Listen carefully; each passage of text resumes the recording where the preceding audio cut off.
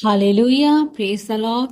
प्रभु यीशु मसीह में मेरे सभी बहन भाइयों को जय मसीह की। हम परमेश्वर का धन्यवाद करते हैं आज के इस पवित्र दिन के लिए जो परमेश्वर ने हमारे जीवन में दिया। सारा आदर, महिमा और जलाल पर खुदावंद प्रभु यीशु मसीह के पवित्र नाम को देते हैं। हमारी आज की इस वीडियो में हम परमेश्वर के पवित्र वचन को मेरी भविष्यवाणियों की पुस्तक में से पढ़ेंगे। ये सामर्थी वचन परमेश्वर के दास प्रेरित अंको यूसुफ नरूला जी के द्वारा लिखे गए हैं और हमारा ये विश्वास है कि जब आप इन पवित्र वचनों को सुनेंगे और इन पर मनन करेंगे तो इन वचनों के जरिए से परमेश्वर का पवित्र आत्मा जब आपसे बात करेगा तो आप अपने टेस्टमनी की ओर बढ़ेंगे।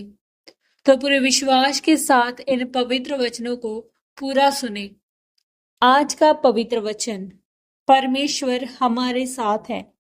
जैसा कि परमेश्वर के पवित्र वचन लूका 20 अध्याय उसके 42 और 43 वचन में लिखा है, प्रभु ने मेरे प्रभु से कहा, मेरे दाहिने बैठ, जब तक कि मैं तेरे बैरियों को तेरे पांव के तले ना कर दूं। मेरे प्रियो, पवित्र बाइबल में लिखा है कि अगर प्रभु यीशु मसीह क्रूस पर ना चढ़ते तो वह तीसरे दिन मुर्दों में से ना जी उठते और अगर वह हमारे लिए कुर्बान ना होते तो आज हम उद्धार ना पाते। दुख के दिनों में परमेश्वर का आत्मा हमारे जीवन में काम करता है।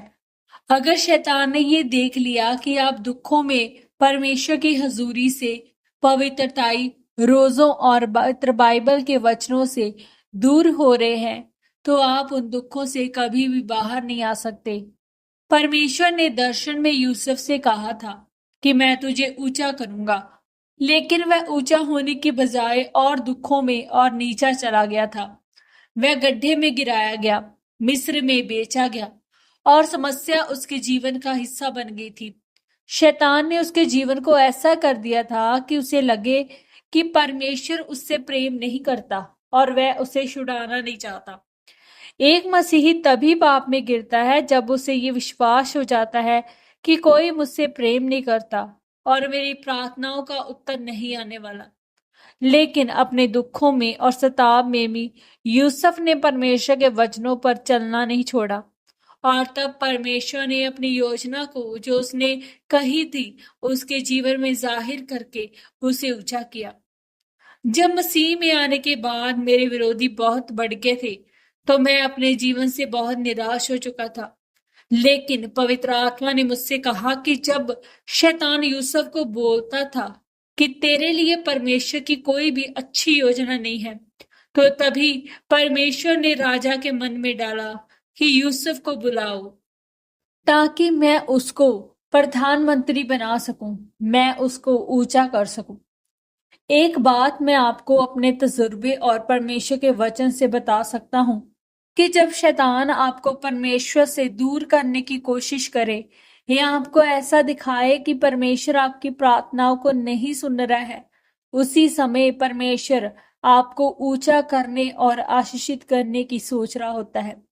जब आप धीरज रखते हुए परमेश्वर में अड़े और खड़े रहते हैं तो परमेश्वर अपनी इच्छा को आपके जीवन में पूरी करता है और आपको ऊंचा करता है।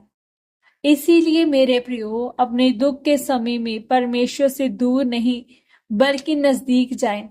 रोज प्रार्थना करें, परमेश्वर के वचनों पर चलते जाएं ताकि परमेश्वर आपके जीवन में काम कर सके और अपनी योजना को आपके जीवन में पूरी कर सके।